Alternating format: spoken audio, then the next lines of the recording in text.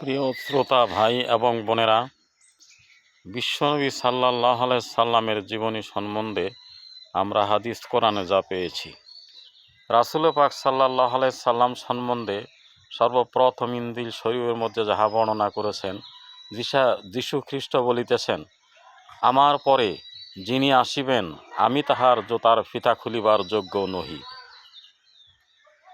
অতএব আমার পরে যিনি আসিবেন আমি তাহার জুতার ফিতা খুলিবার যোগ্য নহি। যীশুখ্রিস্টের পরেই হজরত মুহাম্মদ সাল্লাল্লাহু আলাইহি সাল্লামের আগমন বার্তা আমরা শুনতে পাই এবং হিন্দুদের বেদ গ্রন্থের মধ্যে লেখা আছে, উপনিষদের লেখা আছে, মোহাম্মদ ইতি খ্যাত সাঙ্গ শাখা সমন্বিত নিপটস্থয় মরুভূমি স্থলং নিবাসিনং গিরিজানাথ নম নম নম। ঠিক সেই সময় মোহাম্মদ নামে একজন জন্মগ্রহণ করিবে, যাহার স্থান হইবে মরুস্থলে। অতএব হে জগতের প্রভু, তুমি সকল কলুষ নাশ করার সকল উপায় জানো, অতএব তোমাকে নমস্কার নমস্কার নমস্কার। এইভাবে বাইবেল, গীতা, ত্রিপিটক যত ধরনের ধর্মগ্রন্থ এসেছে, সব ধর্মগ্রন্থেই হজরত মুহাম্মদ সাল্লাল্লাহু আলাইহি সাল্লামের নাম প্রস্তাক্ষরে লেখা আছে। কাজেই রাসূল সাল্লাল্লাহু আলাইহি সাল্লাম যখন পৃথিবীতে এসেছেন, তখন সমস্ত ধর্মই বাতিল বলে গণ্য হয়েছে।